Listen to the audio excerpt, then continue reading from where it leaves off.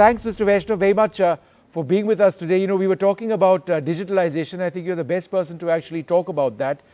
The cynics would say that the more you try and link, for example, DigiLocker with PAN and Aadhaar, it is a way in which you try and expand your tax net. It's a lot more than that, right?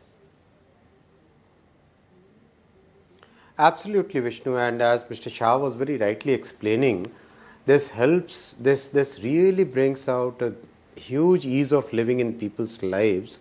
We have all faced the problems. And see, it's not just me saying, you go to any international forum, the world today recognizes India's digital stack as a very unique thing that Prime Minister Narendra Modi ji has developed over the last 8 years. It has made a significant transformative change in every citizen's life. The payment system, the health system, CoWIN, each of these stacks are today at population scale and solutions which many of the developed countries don't have that kind of solution. Real-time payment, real-time settlement, imagine at a scale that we are doing, it's not there in any other country, right? Right. That's what is actually driving this digitization scheme. Yes, it will bring lots and lots of people into formal economy, and that's a very desirable goal. That's good for the country, that's good for the society. And yes, it will bring a lot of ease in people's life. I just wanted to ask you, it all sounds fantastic. And, if you look at some of the details, for example, digital payments, which have shown a 76% increase in transactions in 2022. But then you've got the opposition, which is making a couple of points that this budget is futuristic in a sense, which is not necessary, which is a good thing, but has enough been done to deal with inequality, has enough been done to deal with hunger and unemployment. So if you look at the overall budget, have we missed out on a lot more in terms of social spends? I'm really surprised if the opposition is saying this. During COVID, when the whole world was reeling under huge, tremendous uncertainties, it was Prime Minister Narendra Modi who ensured that 800 million people get right time, they get the food grains, they get all the facilities, they get free vaccination, and people who would have otherwise gone into abysmal poverty are today in good condition. It's Prime Minister Narendra Modi who got Jan Dhan accounts for 40 crore people. It's Prime Minister Narendra Modi who got the Ujjwala scheme where the village households got gas connection. Isn't that inclusive growth? If that is not inclusive growth, then what else would be inclusive growth? Yeah. It is Prime Minister Narendra Modi who's giving Har Ghar Nal Se Jal to crores and crores of families. Imagine the kind of inclusiveness that a tap, I was born in a village, I can understand what is the need for water.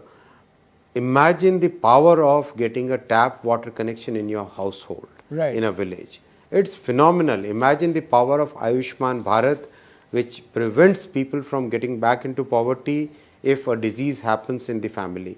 If this is not inclusive growth, then what else is?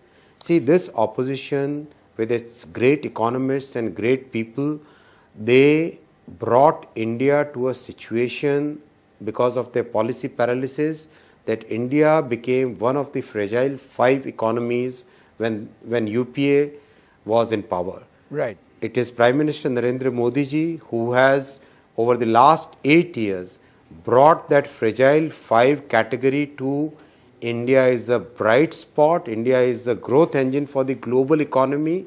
That kind of situation, despite the global headwinds. Yeah. That's what, Vishnu, the reality is. Mr. Vaishnaw, there are global concerns, and this is another point that's been mentioned, that we don't know when the war in Ukraine is going to end. That's just what there are a couple of global economies, big ones, heading into a recession. And these are factors which can actually impact us going forward. Are we completely insulated from those threats, those dangers? Nobody is ever insulated completely from any global situation. That's a reality. What can we do different so that the global reality doesn't hit us that bad? That's what, if you see, Honorable Prime Minister's clearly thought through initiative of increasing capital investment since 2021 budget from 3.5, he brought it to 5.5 trillion rupees, 5.5 trillion rupees to 7.5 trillion rupees, 7.5 to 10 trillion rupees. Look at the math of this. 10 trillion rupees capital investment basically means in the economy it has an impact of 35 trillion rupees, 35 lakh crore rupees, right? Right. 60% of this goes to the small and medium sector, right? Imagine 18 trillion rupees going into the small and medium sector, MSME sector. Each 1 crore investment creates about 4 employment in the country. So this 10 trillion rupee investment is going to create roughly, if you compute, more than 1 crore and 20 lakh employment in the country if you look at the multiplier and all of the factors together. This is something which is very important, and this approach is what has saved India from facing the similar situations which the Western economies are today facing. Sure. And with today's budget,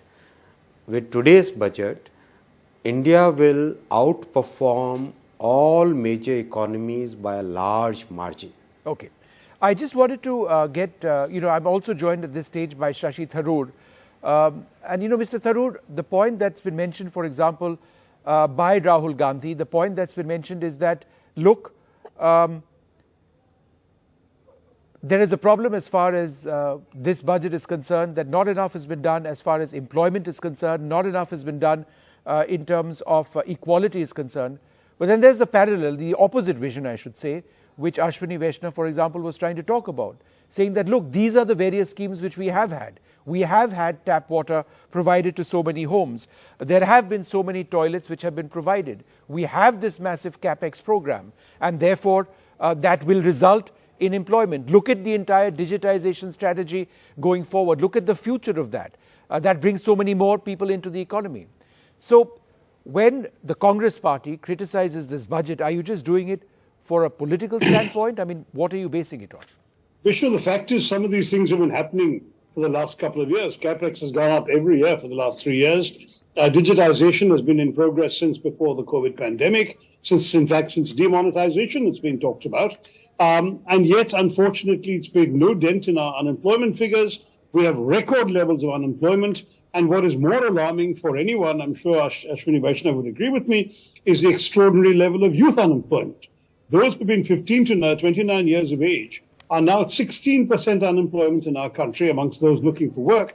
And in my state of Kerala, it's 40%. Mm-hmm. And it really does worry me when young people don't find work, because they can also constitute a bigger sort of danger to society if we can't absorb their productive energies.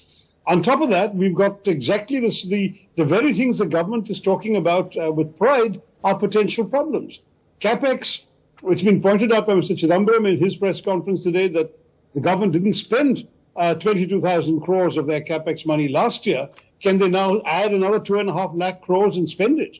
It remains to be seen. The government has a record in the last 8 years of announcing targets it fails to fulfill.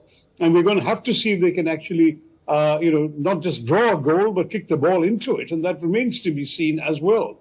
The other concern that many of us have, you didn't ask it specifically, but it's worth mentioning, is where the priorities are. I'm glad that Ashwini Vaishnav's railways have got the money they've got. I'm glad that you've seen significant increases in infrastructure spending. But what's been cut? You've seen a massive cut in women and child development. You've seen a cut in integrated child development. You're seeing a cut in the Ministry of Minority Affairs. You're seeing a cut in the Ministry of Labour Affairs. And most shocking of all, you're seeing a record low figure for Manrega, which has been slashed to 60,000 crores. Now, Manrega is a demand-driven project. The demand has gone up 21% since before the pandemic. And last year, the finance minister actually came back to Parliament to ask for supplementary demands because the much higher sum that they had raised in last year's budget did not prove enough to meet the demand. Right. Now, when they've actually had to raise the money that they allotted last year, how on earth can they lower the money? Let me just put that across. Lots of points there, Shashi. Let me put that across to Mr. Vaishnaw. Number one, capex has gone up, but then will you be able to spend all the money which you have allotted? Number two, on the issue of priorities, Shashi Tharoor speaks about unemployment, specifically youth unemployment, as it exists now. If you look at the last 3 years, capex targets have been achieved, significantly achieved, and very good quality work is there. This quality work is today increasing India's productivity, improving India's logistics, improving India's, it's providing that much needed boost to manufacturing because of these improvements. I'm very confident that the targets which have been put in the budget, those targets have been met in the past. This year also they will be met. Regarding employment, I would like to very clearly point out this entire strategy over the last 3 years has brought so much more employment into the system compared to many other economies. If you look at the Provident Fund data, the number of new joinees minus the people who are leaving Provident Fund plus people who are rejoining. So the net of this, the net new employment generated is of the order of 1.5 million every month, 15 lakh every month. Yes, because of COVID, there is a slack which has to be picked up, but rapid progress after COVID has really helped us, the entire society, in generating more employment. And this strategy which is there, best of the economists, if you ask them, they all say, yes, this is the right strategy. The strategy which was propagated by some economists connected to the Congress party, especially Mr. Raghuram Rajan, that was a strategy which has failed in other countries. It has created havoc in terms of very high inflation levels of 8% in US, a country where even 2% inflation was considered very high. Right. So the whole of Europe is reeling under 7 to 10% inflation rates. That's the policy which many of the economists who are friends of Mr. Tharoor were advocating, whereas our Prime Minister took a very conscious choice, very focused consumption, very focused investment, and that strategy is helping us come out of the COVID pandemic in a very significantly stronger way. All right, Mr. Vaishnaw, I think you need to leave at this stage. But Shashi, you know, the point even in the economic survey was recovery complete. I mean, that's how they titled it. So they moved beyond the pandemic. They say that they now need real growth, and this is how they see it needs to be done. No, look, they're entitled to their strategy, but a couple of things have to be said on what he said. First of all, even on capex, as the state governments are pointing out, a lot of the capex is basically conversion of what used to be grants to the states into loans, into interest-free loans, sure enough. But they're basically, that's what's right, as the Tamil Nadu finance minister has pointed out, you've converted grants to loans, revenue spending to capital investment, and that's how you're able to show a dramatic increase in capex. It's playing with numbers to a great extent. And what is more, as I said, GDP growth in and of itself doesn't actually guarantee an increase in employment figures. So we've seen that there was a time in the past where 1% of GDP growth will generate a couple of lakhs of jobs. That's no longer true. We're seeing a lot of jobless growth. And even if inflation, according to Ashwini, is been relatively curbed, and we're all relatively happy about that, the fact is it has not been curbed in a very price-sensitive nation like ours, where the Aam Aadmi finds himself unable to afford his normal diet and his normal expenditure patterns because of the extent to which these have gone up in the marketplace. So we really cannot afford to celebrate all of this. I think the big picture numbers, the broad strategy are understood. I still have quarrels about some of the things. Agriculture has gone down. So your problem is essentially the focus and the priorities, right? Because if you look at the 10 key budget takeaways and the numbers that they've backed them with, a lot of it is pretty impressive. Growth in gross tax revenue, 10.44% projected. GST target for 2023-2024 up 11.95% to 9.6 lakh crores. The fiscal deficit, they're projecting at 5. I could go on and on, 5.9%. Capex. Vaishnaw, how about interest rates? We are paying 20 rupees out of every 100 gained in tax. We're paying just servicing our debts. in terms of interest. Right. And interest rates are not only high, but they're going higher in the Western world that is as they grapple with the recession. So it's not going to be that easy to actually maintain some of those numbers when it comes to fiscal deficit projections, because our interest burden is actually going to be rising and not falling this year. In fact, even if you look at subsidies, and this is something which the Congress party has spoken about, food subsidies, for example, the subsidy for financial year 2024, 1.97 lakh crores, it's actually gone up, according to them. So when you say that you aren't focusing on the poor or social sector spending, this is one statistic which they say is, it seems to suggest that they are working in the right direction. No, I think we're seeing some money going into the PMKAY, which is the old National Food Security allocation, yes. But everything else, unfortunately, is down. Social welfare and social security spending have actually been cut across the board. Even PM Kisan, the Prime Minister's favorite scheme, has gone down from 68,000 to 60,000 crores.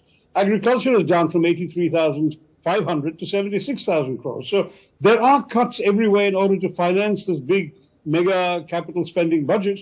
I hope the strategy works, because as an Indian, I want my country to succeed. I'd like us to see prosperity follow. But I do worry at the moment that the people who are the most vulnerable are the ones the government seems to have ignored in their announcements today. All right, Shashi, Tharoor, thanks very much for joining us and sharing your concerns at this budget.